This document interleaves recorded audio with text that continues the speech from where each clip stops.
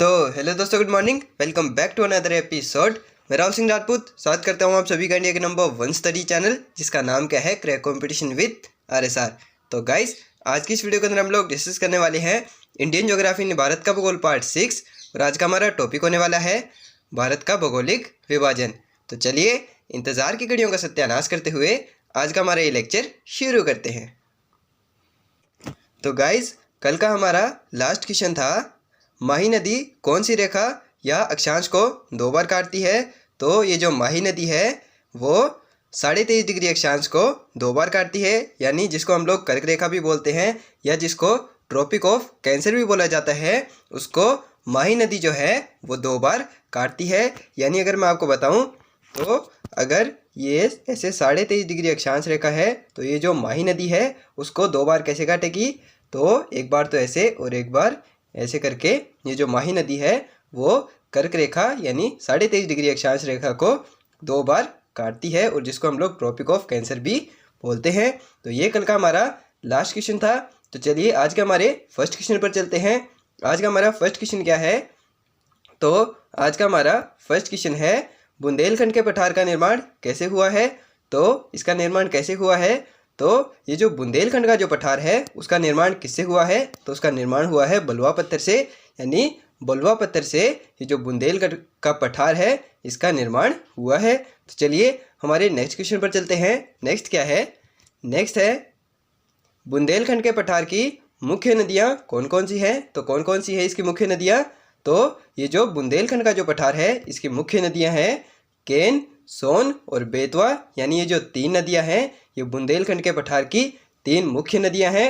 कौन कौन सी है ये, एक तो है केन, दूसरी कौन सी है सोन, और तीसरी है बेतवा। यानी ये 3 जो नदियाँ हैं बुंदेलखंड के पठार की मुख्य नदियाँ मानी जाती है, और इसी से इन्हीं नदियों से वहाँ पर सिंचाई की जाती है फसलों की, और पीने का पानी भी यहीं से प्राप्त किया जाता है। तो चलिए हमारे नेक्स्ट क्वेश्चन पर चलते हैं।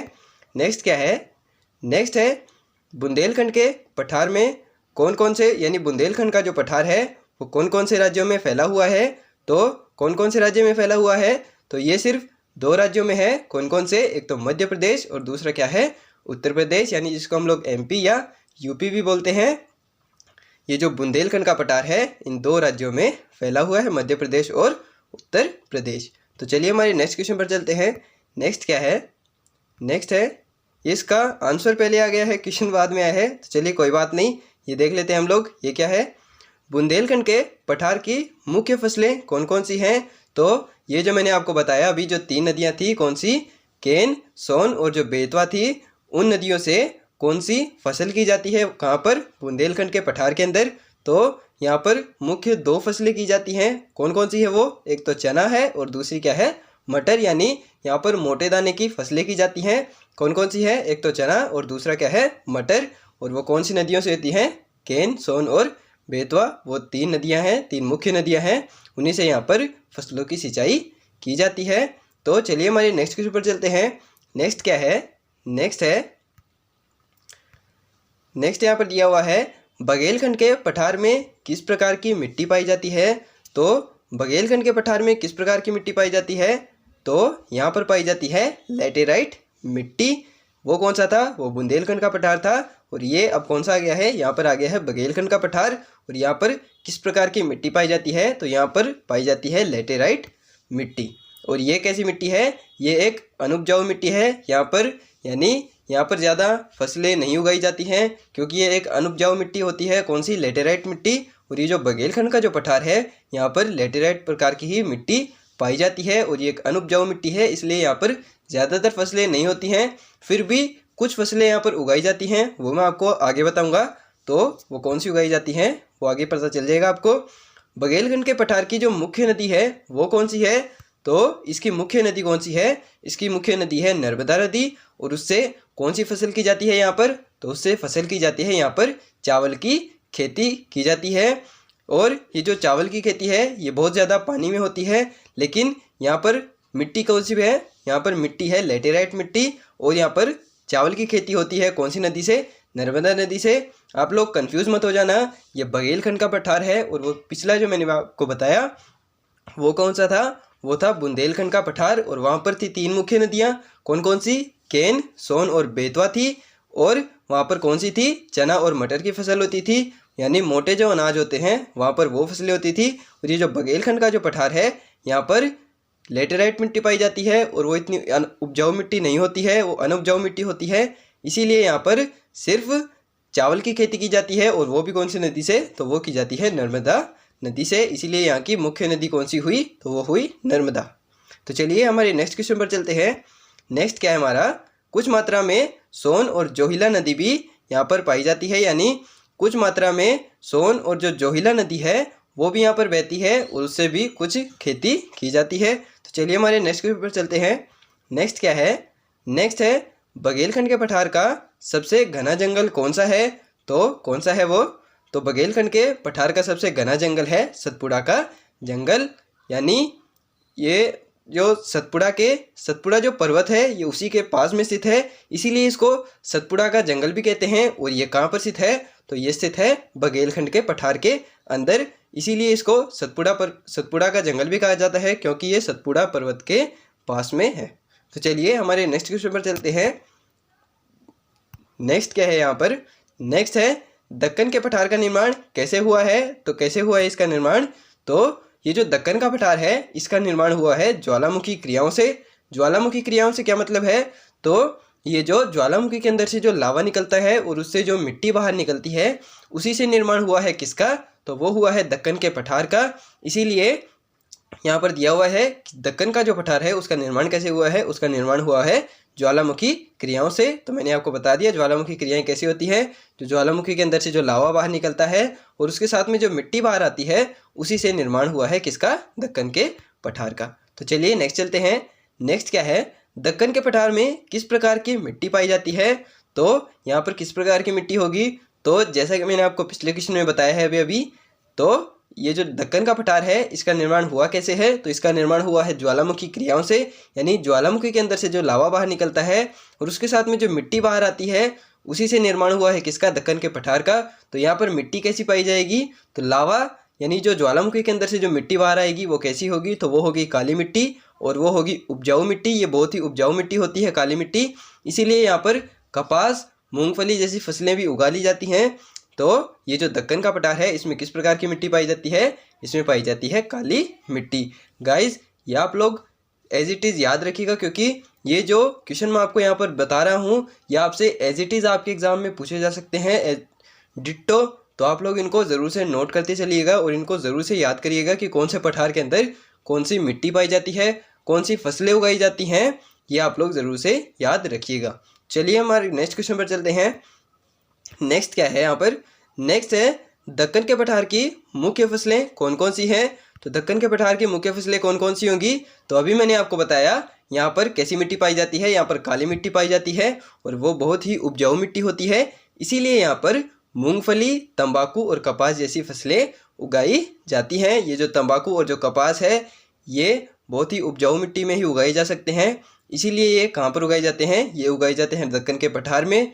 क्यों? क्योंकि यहाँ पर मिट्टी कैसी पाई जाती है? यहाँ पर पाई जाती है काली मिट्टी और वो बहुत ही उपजाऊ मिट्टी होती है। और यहाँ पर मूंगफली की फसल भी की जाती है। तो यहाँ की 3 मुख्य फसलें हुई, कौन कौन सी? एक तो मूंगफली, दूसरी है तंबाकू और तीसरी क्या है?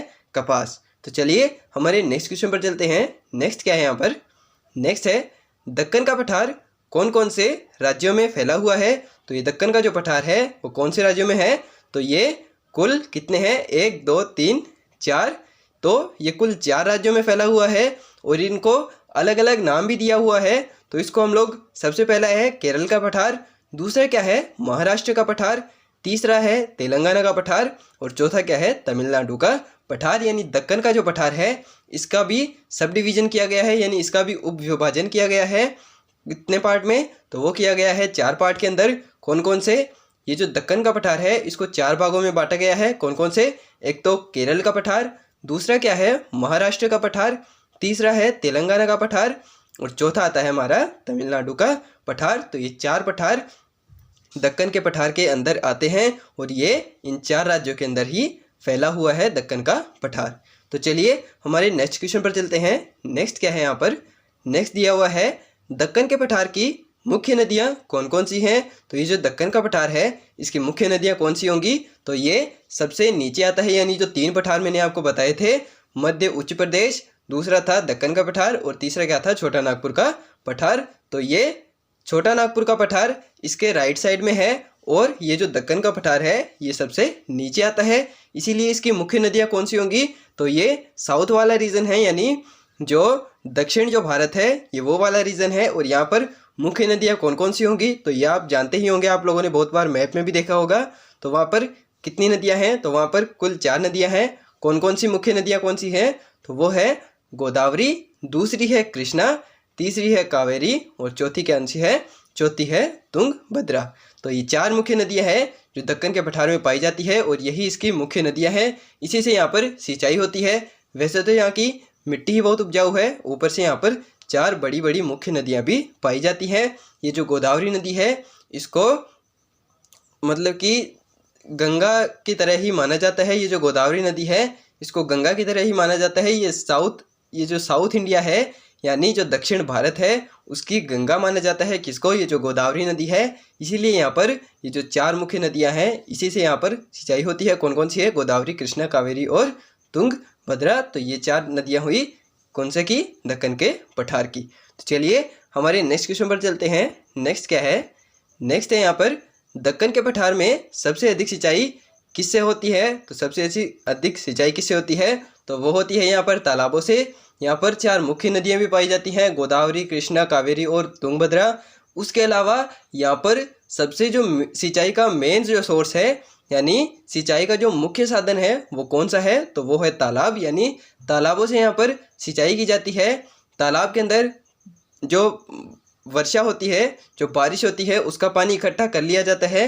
फिर उसके बाद में सिंचाई की जाती है खेतों की और उसी से फसलें उगाई जाती है। कौन कौन सी? तो अभी मैंने आपको बताया था यहाँ पर कौन सी फसलें उगाई जाती हैं। तो यहाँ पर उगाई जाती है मूंगफली, तंबाकू और जो कपास है वो यहाँ की मुख्य फसलें हैं। और वो किससे की जाती हैं?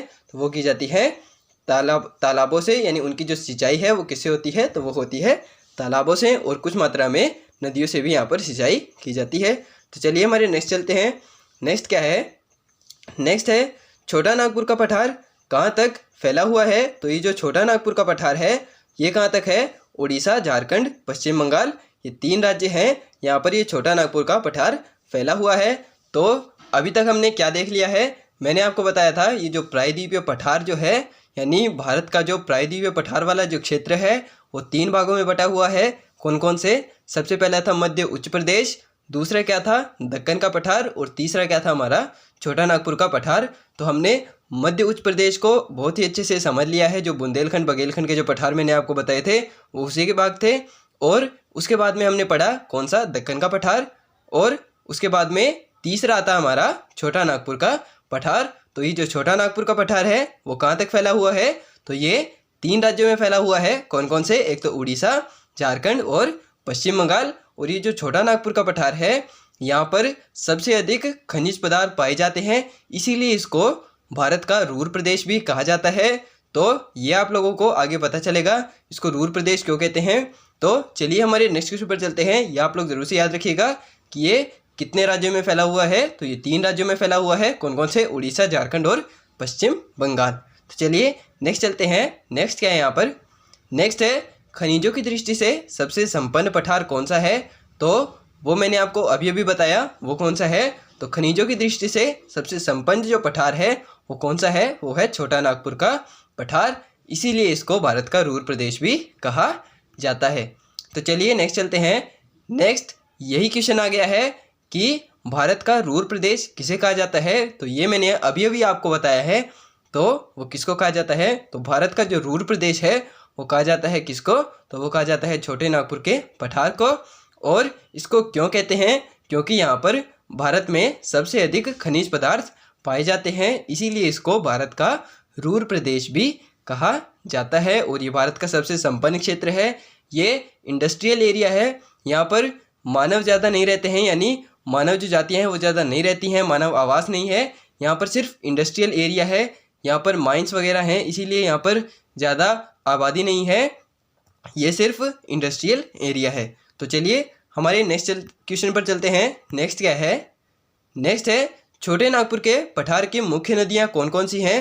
तो छोटे नागपुर के पठार की मुख्य नदियाँ कौन सी है, तो यहाँ पर है दामोदर, दूसरी है हुगली और तीसरी क्या है स्वर्ण रेखा। तो ये यहाँ की 3 मुख्य नदियाँ हैं, कौन कौन सी, दामोदर, हुगली और स्वर्ण रेखा, जो छोटे नागपुर के पठार के अंदर मुख्य नदियाँ हैं। तो चलिए हमारे नेक्स्ट क्वेश्चन पर चलते हैं। नेक्स्ट क्या है, नेक्स्ट है बोकारो स्टील प्लांट कहाँ पर स्थित है। तो ये कहाँ पर है, ये है जमशेदपुर के अंदर, और ये कौन से पठार के अंदर है, तो ये है छोटे नागपुर के पठार के अंदर। और ये जो बोकारो स्टील प्लांट है इसको आप लोग ज़रूर से याद करिएगा, ये बहुत ही मेन क्वेश्चन है और ये आपसे बार बार आपके एग्ज़ाम में पूछा जाता है, ये बहुत से एग्ज़ाम में पूछा जा चुका है, इसीलिए आप लोग इसको ज़रूर से याद कर लीजिएगा। कौन सा steel plant, Bokaro steel plant, और ये कहाँ पर है, ये है जमशेदपुर के अंदर। और अगर आपसे पठार पूछा जाए तो ये कहाँ पर है, ये है छोटे नागपुर के पठार के अंदर। तो चलिए हमारे नेक्स्ट क्वेश्चन पर चलते हैं। नेक्स्ट क्या है, टाटा स्टील प्लांट कहाँ पर स्थित है।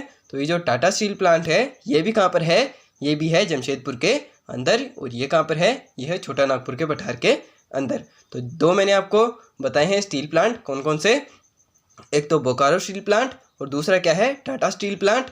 ये दोनों ही कहाँ पर है, ये दोनों ही हैं जमशेदपुर के अंदर, और ये दोनों मेनली कहाँ पर है, ये मेनली है ये जो छोटा नागपुर का पठार है यहाँ पर ये दोनों स्टील प्लांट स्थित है। तो चलिए हमारे नेक्स्ट क्वेश्चन पर चलते हैं। नेक्स्ट क्या है, नेक्स्ट है भारत में कितने तटीय मैदान है। तो भारत में कितने तटीय मैदान है, तो भारत में कुल 7 तटीय मैदान हैं। कौन कौन से हैं वो, भारत के अंदर कुल 7 तटीय मैदान है। सबसे पहला है कठीवाड़ा का तट, और दूसरा आता है इसके बाद में कोंकण तट, तीसरा आता है फिर हमारा मालाबार तट, चौथा आता है हमारा कन्नड़ तट, पांचवा है उत्कल तट, छठा आता है हमारा फिर आंध्रा तट, और सातवां और लास्ट कौन सा है, वो है कोरोमंडल तट। तो ये जो भारत के तटीय राज्य मैंने आपको बताए थे, तटीय राज्य कितने थे, 9 राज्य थे। कौन से थे, तो मैंने उसको आपको याद करने की एक ट्रिक भी बताई थी। कौन सी बताई थी, तो मैंने आपको एक ट्रिक बताई थी, गूंगो ताऊ आप मक्के खाओ। तो गूंगो ताऊ आप मक्के खाओ से क्या मतलब हुआ, तो ये भारत के 9 तटीय राज्यों को याद करने की एक ट्रिक मैंने आपको बताई थी, वो थी गूंगो ताऊ आप मक्के खाओ। तो गू से क्या था, गू से था गुजरात, गो से था गोवा, आ से था आंध्र प्रदेश, प से था पश्चिम बंगाल, मक्के के अंदर म से था महाराष्ट्र, और आधे के से था कर्नाटक, और पूरे के से था क्या था, केरल। तो गूंगो ताऊ आप मक्के खाओ से कुछ नहीं था। ये हमारे 9 राज्य हो गए हैं। कौन से, तटीय राज्य जो होते हैं, वो जो साउथ के अंदर जो 9 तटीय राज्य हैं वो मैंने आपको याद करा दिए थे उस ट्रिक से। कौन सी, गूंगो ताऊ आप मक्के खाओ। और वो जो 9 तटीय राज्य थे उनके अंदर 7 प्रकार के तटीय मैदान पाए जाते हैं। वो कौन कौन से हैं, तो वो है, सबसे पहला आता है हमारा कठीवाड़ा का तट, दूसरा है हमारा कोंकण तट, तीसरा है मालाबार तट, चौथा है हमारा कन्नड़ तट, इसके बाद में 5वां तट आता है उत्कल तट, छठा है हमारा आंध्रा तट, और ये जो 7वां है कोरोमंडल तट। ये 7 प्रकार के तटीय मैदान हैं जो भारत के अंदर पाए जाते हैं। वो जो 9 तटीय राज्य थे उनके अंदर ये 7 प्रकार के तटीय मैदान पाए जाते हैं। तो चलिए इनके बारे में और डिटेल से समझते हैं आगे के क्वेश्चंस के अंदर। तो चलिए नेक्स्ट चलते हैं। नेक्स्ट है हमारा, नेक्स्ट है पश्चिमी तटीय मैदान कौन कौन से हैं। तो ये जो मैंने आपको 7 तटीय मैदान बताए ये कौन कौन से हैं, एक तो है पश्चिमी और दूसरा क्या है पूर्वी तट। ये इनको 2 भागों में विभाजित किया गया है 7 तटीय मैदानों को। तो 4 आते हैं पश्चिमी के अंदर, और जो 3 तटीय मैदान हैं लास्ट के वो कौन से में आते हैं, वो आते हैं पूर्वी तटीय मैदान के अंदर। तो पश्चिमी तटीय मैदान कौन कौन से हैं, तो ये है पश्चिमी तटीय मैदान है 4। वो कौन कौन से हैं, तो सबसे पहला है हमारा कठीवाड़ा का तट, और ये कठीवाड़ा का तट कहाँ पर है, तो ये है गुजरात के अंदर। यानी गुजरात जो राज्य है उसका जो तटीय क्षेत्र है उसको क्या कहा जाता है, उसको कहा जाता है कठीवाड़ा तट। और इसके बाद में दूसरा आता है हमारा कोंकण तट, और ये कोंकण तट कहाँ पर स्थित है, तो ये है महाराष्ट्र के अंदर। और इसके बाद में तीसरा आता है हमारा कन्नड़ तट, और ये कन्नड़ तट कहाँ पर है, तो ये है कर्नाटक के अंदर। और इसके बाद में चौथा और लास्ट आता है हमारा मालाबार तट, या जिसको हम लोग कन्याकुमारी तट भी बोलते हैं। तो ये जो मालाबार या कन्याकुमारी तट जो है वो कहाँ पर स्थित है, तो वो है केरल के अंदर। यानी ये जो 4 तटीय मैदान है ये किस भाग के अंदर आते हैं, तो ये आते हैं पश्चिमी तटीय मैदान के अंदर। अभी मैंने आपको 7 तटीय मैदान बताए थे, उसके अंदर से 4 जो हैं वो पश्चिमी तटीय मैदान के अंदर आते हैं और जो 3 जो हैं वो पूर्वी तटीय मैदान के अंदर आते हैं। तो 4 मैंने आपको यहाँ पर बता दिए हैं कौन कौन से हैं। सबसे पहला है कठीवाड़ा का तट, और ये कठीवाड़ा का तट कहाँ पर है, तो ये है गुजरात के अंदर। दूसरा है हमारा कोंकण तट, तो ये कहाँ पर है, ये है महाराष्ट्र के अंदर। तीसरा है हमारा कन्नड़ तट, और ये कन्नड़ तट कहाँ पर है, तो ये है कर्नाटक के अंदर। ये तो आप लोगों को नाम से ही समझ में आ जाएगा, कन्नड़ यानी कर्नाटक। तो ये जो कन्नड़ तट है ये कर्नाटक के अंदर स्थित है। और चौथा है हमारा मालाबार तट, या जिसको हम लोग कन्याकुमारी तट भी बोलते हैं। ये आप लोगों को इसके नाम से लग रहा होगा कि ये जो कन्याकुमारी तट है ये होगा तमिलनाडु में, लेकिन आप लोग कंफ्यूज मत हो जाइएगा। ये कन्याकुमारी तट कहाँ पर है, कन्याकुमारी तट है केरल के अंदर। और जो तमिलनाडु का जो तट है उसको कौन सा बोलते हैं, उसको बोलते हैं कोरोमंडल तट। यानी कोरोमंडल का जो तट है वो कहाँ पर है, वो है तमिलनाडु के अंदर। और ये जो कन्याकुमारी का जो तट है वो कहाँ पर है, वो है केरल के अंदर। तो इन दोनों के अंदर आप लोग कंफ्यूज मत हो जाइएगा कि अगर आप लोग कन्याकुमारी तट देख लें तो आप लोग कहीं पर तमिलनाडु मत लगा दीजिएगा, वो कहाँ पर है, वो है केरल के अंदर। तो ये 4 तटीय मैदान है जो पश्चिमी तटीय मैदान के अंदर आते हैं, कठीवाड़ा, कोंकण, कन्नड़, और चौथा है हमारा मालाबार तट या कन्याकुमारी तट। तो चलिए हमारे नेक्स्ट क्वेश्चन पर चलते हैं। नेक्स्ट क्या है हमारा, नेक्स्ट है यहाँ पर पूर्वी तटीय मैदान कौन कौन से हैं। तो 7 मैंने आपको बताए थे, जिसमें से 4 आ गए पश्चिमी तटीय मैदान के अंदर। तो बचे कितने, तो बचे हैं 3, और वो किसके अंदर आते हैं, तो वो आते हैं पूर्वी तटीय मैदान के अंदर। और वो कौन कौन से हैं, तो वो हैं, सबसे पहला है हमारा उत्कल तट। और ये उत्कल तट कहाँ पर स्थित है, तो ये है उड़ीसा के अंदर, जिसको हम लोग उड़ीसा भी बोलते हैं। और दूसरा तट है हमारा आंध्रा तट। तो इसके नाम से ही आपको समझ में आ रहा होगा ये आंध्रा तट कहाँ पर स्थित हो सकता है, ये हो सकता है आंध्र प्रदेश के अंदर, और इसको उत्तरी सरकार भी बोला जाता है। यानी ये जो आंध्रा तट है इसका एक दूसरा नाम भी है, क्या, इसको बोलते हैं उत्तरी सरकार। अगर आप लोगों को आंध्रा तट दिया हुआ हो तो भी आप लोग आंध्र प्रदेश ही लगाएंगे, और आप लोगों को उत्तरी सरकार भी दिया जा सकता है पेपर के अंदर, तो आप लोग वो भी कहाँ पर लगाएंगे, वो लगाएंगे आंध्र प्रदेश के अंदर। पहले आंध्रा तट ही दिया जाता था, लेकिन वर्तमान में कई बार देखा गया है कि कई बार उत्तरी सरकार भी पूछ लिया जाता है। तो ये आप लोग कहाँ पर लगाएंगे, ये लगाएंगे आप लोग आंध्र प्रदेश के अंदर। तो चलिए हमारे नेक्स्ट क्वेश्चन पर नेक्स्ट चलते हैं। नेक्स्ट हमारा तट कौन सा है, वो है कोरोमंडल तट, और वो मैंने आप लोगों को अभी बताया था पिछले क्वेश्चन के अंदर, वो कहाँ पर था, वो है तमिलनाडु के अंदर। तो आप लोग कन्याकुमारी जो तट है उसमें कंफ्यूज मत हो जाइएगा, वो तमिलनाडु में नहीं है, वो है केरल के अंदर। और जो तमिलनाडु का जो तट है उसको क्या बोलते हैं, उसको बोलते हैं कोरोमंडल तट। ये जो 7 तटीय मैदान है ये मैंने आपको बहुत ही डिटेल से समझा दिए हैं। पहले तो मैंने आपको उन लोगों के उनके नाम बताए, फिर उनके नाम के साथ उनके राज्य भी बता दिए कि कौन सा तटीय मैदान कौन से राज्य में स्थित है, और कौन से तटीय मैदान कौन से भाग के अंदर आते हैं। यानी जो तटीय मैदान है उनको 2 भागों में डिवाइड किया गया है, कौन कौन से, एक तो पश्चिमी तटीय मैदान, दूसरा है पूर्वी तटीय मैदान। तो 4 मैंने आपको बताए थे वो थे पश्चिमी तटीय मैदान के अंदर, और ये जो 3 मैंने आपको बताए हैं ये आते हैं पूर्वी तटीय मैदान के अंदर। ये टोटल हमारे 7 तटीय मैदान हो गए जो मैंने आपको यहाँ पर बहुत ही डिटेल से समझा दिए हैं। तो चलिए हमारे नेक्स्ट क्वेश्चन पर चलते हैं। नेक्स्ट क्या है, नेक्स्ट है हमारा शीत ऋतु में भारत में सबसे अधिक वर्षा कहाँ पर होती है, तो वो कहाँ पर होती है, तो वो होती है कोरोमंडल तट पर। यही यहाँ पर दिया हुआ है कि शीत ऋतु के अंदर भारत में सबसे अधिक वर्षा कहाँ पर होती है, तो वो होती है कोरोमंडल तट के अंदर। क्योंकि ये जो साउथ वाला रीजन है यहाँ पर जो मॉनसून होता है, यानी जिसको हम लोग मानसून भी बोलते हैं, सबसे पहले आता है और जाता सबसे लास्ट में है। इसीलिए यहाँ पर शीत ऋतु के अंदर सबसे अधिक वर्षा होती है। और शीत ऋतु की ही बात नहीं है, यहाँ पर वैसे भी सबसे अधिक वर्षा होती है भारत के अंदर। क्यों, क्योंकि ये जो साउथ वाला रीजन है यहाँ पर जो मॉनसून होता है वो सबसे पहले आता है और जाता सबसे लास्ट में है, इसीलिए यहाँ पर सबसे अधिक वर्षा होती है। और अगर हमें तट पूछा जाए तो हम लोग कौन सा तट बताएंगे, तो वो बताएंगे हम लोग कोरोमंडल तट, और वो कहाँ पर है, तमिलनाडु के अंदर। और ये जो तमिलनाडु है वो इंडिया के सबसे साउथ में स्थित है, यानी भारत के सबसे दक्षिण में स्थित है। और भारत का जो सबसे दक्षिणी बिंदु है वो भी कहाँ पर है, वो भी है तमिलनाडु के अंदर। और वो कहाँ पर है, स्पेसिफिक अगर हमें जगह पूछी जाए तो वो कहाँ पर है, कन्याकुमारी के अंदर। कितने डिग्री अक्षांश पर, वो है 8 डिग्री 4 मिनट के अक्षांश पर स्थित है। कौन सा, भारत का सबसे दक्षिणी बिंदु कन्याकुमारी के अंदर, और वो कहाँ पर है, तमिलनाडु के अंदर। और शीत ऋतु के अंदर भारत में सबसे अधिक वर्षा भी कहाँ पर होती है, वो भी होती है तमिलनाडु के अंदर। और तट हमें पूछा जाए तो क्या बताएंगे हम लोग, वो बताएंगे हम लोग कोरोमंडल तट। तो चलिए हमारे नेक्स्ट क्वेश्चन पर चलते हैं। नेक्स्ट क्या है यहाँ पर, नेक्स्ट है कोंकण तट कहाँ से कहाँ तक फैला हुआ है।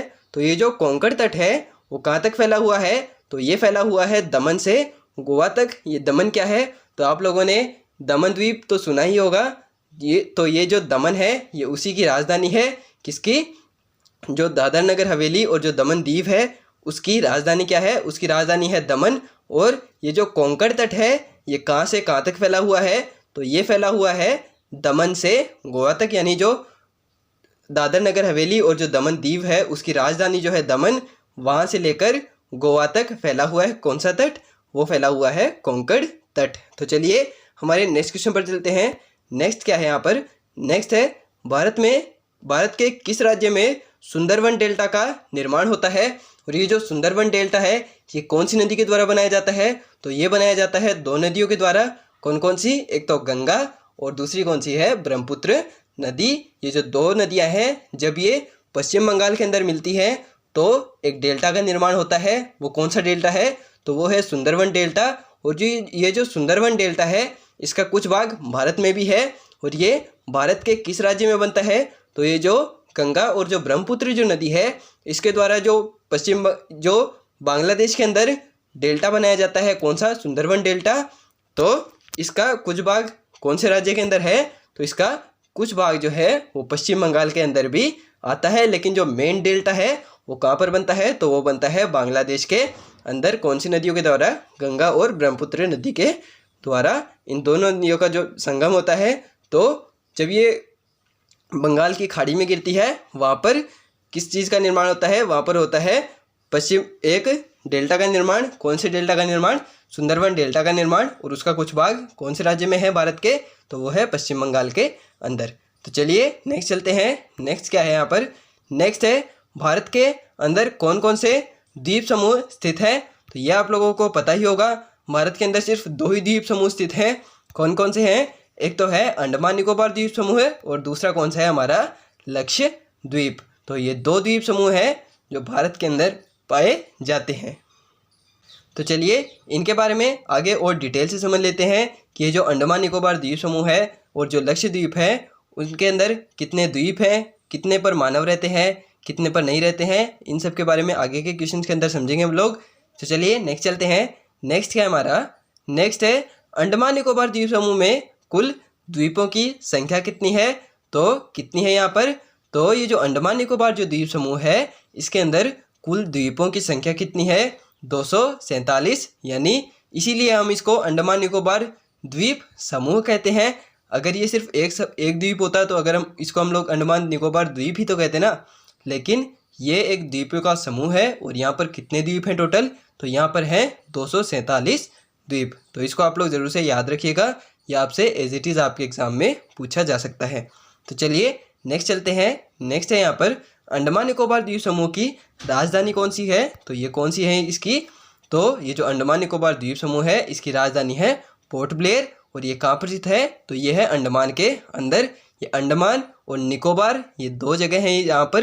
ये जो अंडमान निकोबार द्वीप समूह है ना, यहाँ पर दो जगह है अलग अलग। कौन सी, एक तो अंडमान है और दूसरी क्या है, निकोबार, या जिसको हम लोग कार निकोबार भी बोलते हैं। ये जो निकोबार है इसको भी दो पार्ट में डिवाइड किया गया है, एक तो लिटिल निकोबार और दूसरा है कार निकोबार। एक तो लिटिल अंडमान और दूसरा है कार निकोबार। तो ये जो पोर्ट ब्लेयर है, ये जो अंडमान निकोबार की राजधानी है, ये कहाँ पर स्थित है, तो ये है पोर्ट ब्लेयर के अंदर। और ये पोर्ट ब्लेयर कहाँ पर है, तो ये है अंडमान के अंदर। तो चलिए नेक्स्ट चलते हैं। नेक्स्ट क्या है यहाँ पर, नेक्स्ट है हमारा अंडमान निकोबार द्वीप समूह की सबसे ऊंची पर्वत चोटी कौन सी है। तो ये जो अंडमान निकोबार द्वीप समूह है यहाँ पर पर्वत भी हैं। और यहाँ की हाईएस्ट पीक कौन सी है, तो वो कौन सी है, वो है सैंडल पीक। इसको हम लोग हिंदी में भी ऐसे ही बोलेंगे और इसको इंग्लिश में भी ऐसे ही बोलेंगे। इसका सिर्फ एक ही नाम है, कौन सा है, सैंडल पीक। और ये किसकी हाईएस्ट पीक है, तो ये जो अंडमान निकोबार द्वीप समूह है इसकी हाईएस्ट पीक है क्या, सैंडल पीक। तो चलिए नेक्स्ट चलते हैं। नेक्स्ट क्या है यहाँ पर, नेक्स्ट है कितने डिग्री चैनल या अक्षांश रेखा अंडमान निकोबार द्वीप समूह को दो बराबर भागों में बांटती है। तो वो कौन सी है, तो वो है 10 डिग्री चैनल, या जिसको हम लोग 10 डिग्री अक्षांश रेखा भी बोलते हैं। वो किसको, वो काटती है ये जो अंडमान निकोबार जो द्वीप समूह है, इसको 2 बराबर भागों में बांटती है। कौन सी डिग्री, 10 डिग्री चैनल, या जिसको हम लोग 10 डिग्री अक्षांश रेखा भी बोलते हैं। तो चलिए नेक्स्ट चलते हैं। नेक्स्ट क्या है, नेक्स्ट है यहाँ पर लिटिल अंडमान और कार निकोबार के बीच में कौन सा दर्रा स्थित है। तो यहाँ पर कौन सा दर्रा स्थित है, तो यहाँ पर है दक्कन दर्रा।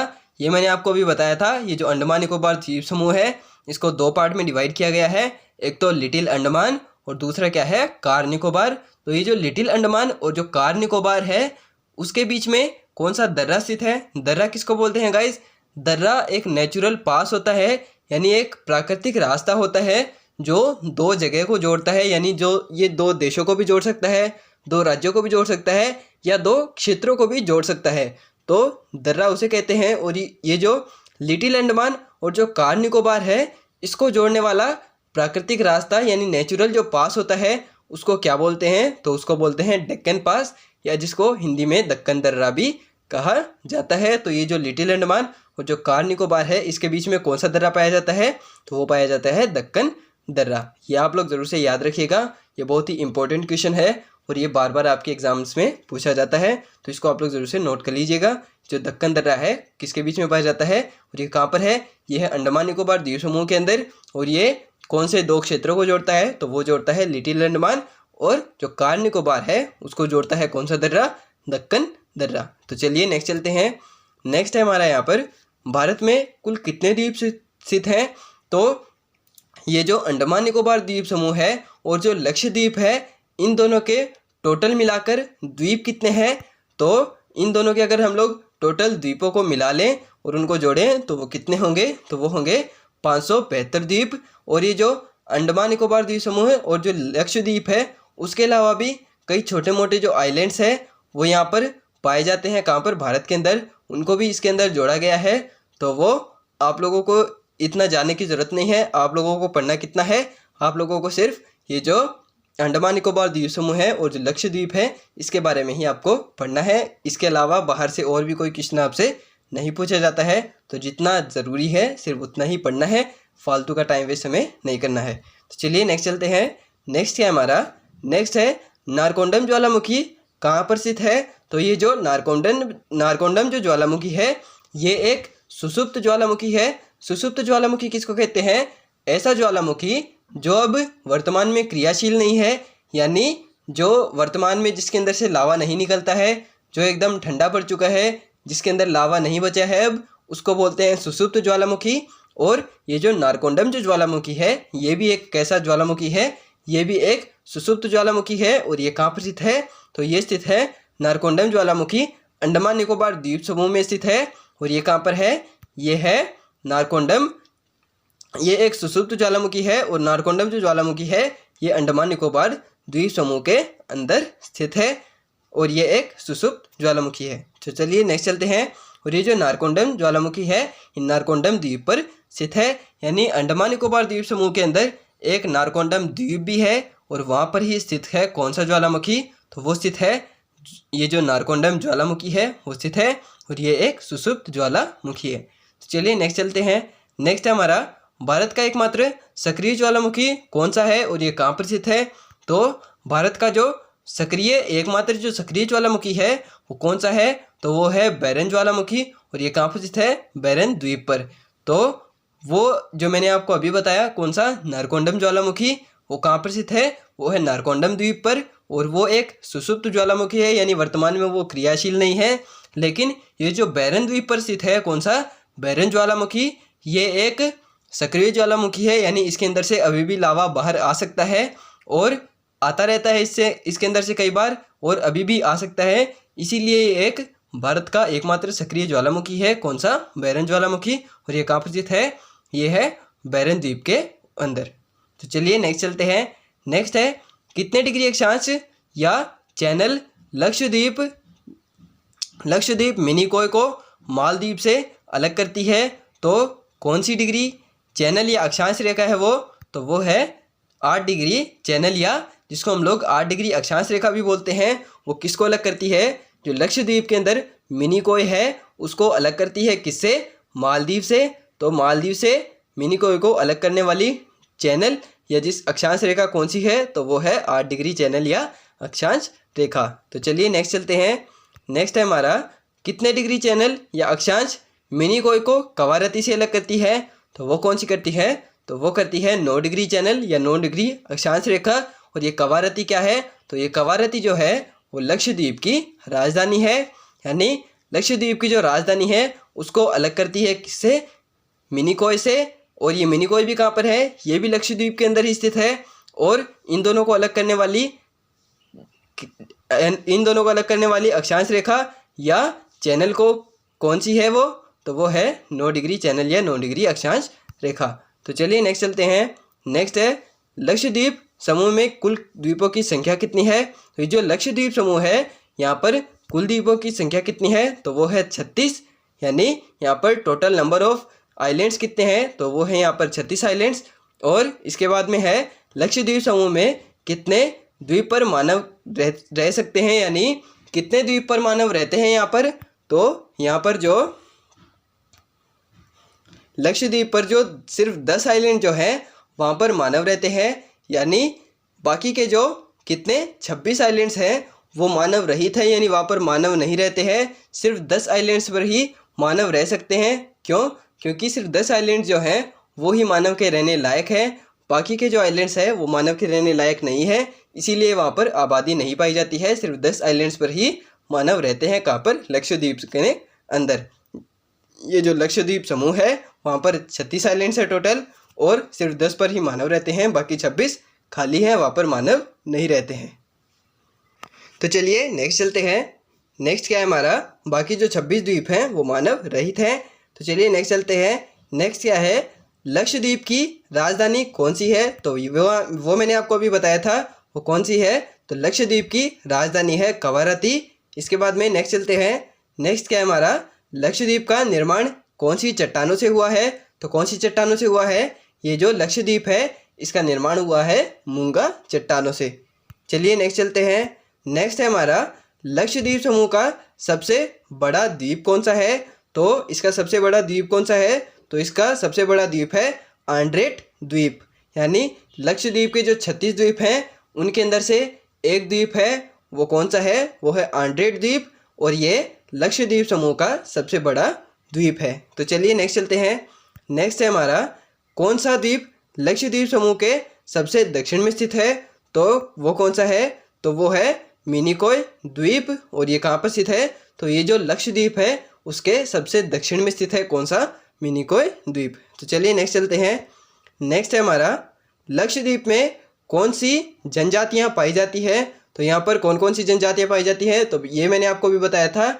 इसके जो 10 आइलैंड्स हैं उनके ऊपर मानव रहते हैं, और जो 10 आइलैंड्स हैं उन पर मानव रहते हैं, और वो कौन सी जातियाँ हैं, तो वो हैं जारवा, शोम्पेन, एंटलीज और महा अंडमान जो जनजातियाँ हैं वो पाई जाती हैं, कहाँ पर, लक्षद्वीप के अंदर। यानी जो लक्षद्वीप के जो 10 आइलैंड्स हैं जहाँ पर मानव रहते हैं वहाँ पर कौन सी जनजातियाँ पाई जाती है, तो वो पाई जाती हैं जारवा, शोम्पेन, एंटलीज और महा अंडमान जो जनजातियाँ हैं वो पाई जाती हैं लक्षद्वीप के अंदर।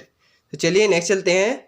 नेक्स्ट है हमारा, नेक्स्ट कुछ नहीं है, यहाँ पर हमारा ये जो टॉपिक है कौन सा, भारत का भौगोलिक विभाजन, ये पूरा कंप्लीट हो गया है। यानी हमने ये जो भारत का भौगोलिक विभाजन है इसको जड़ से उखाड़ फेंका है, इसके अंदर और कुछ नहीं बचा जो आपके पढ़ने लायक हो।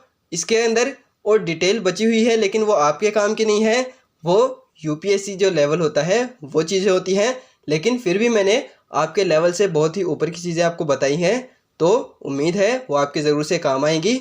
और अगर आप लोगों को मेरे पढ़ाने का अंदाज़ अच्छा लगा तो कमेंट करके ज़रूर बताना। यहाँ पर हमारा ये जो टॉपिक है पूरा कंप्लीट हो चुका है, और thank you so much video को यहाँ तक देखने के लिए। तो चलिए आगे का जो कॉन्सेप्ट है वो हम नेक्स्ट क्लास के अंदर कवर करेंगे। आज के लिए सिर्फ इतना ही। अगर वीडियो पसंद आए तो वीडियो को लाइक कर देना, चैनल पे नए हो तो चैनल को सब्सक्राइब कर देना। मिलते गए जल्दी ही नेक्स्ट वीडियो में। Thank you so much for watching, bye.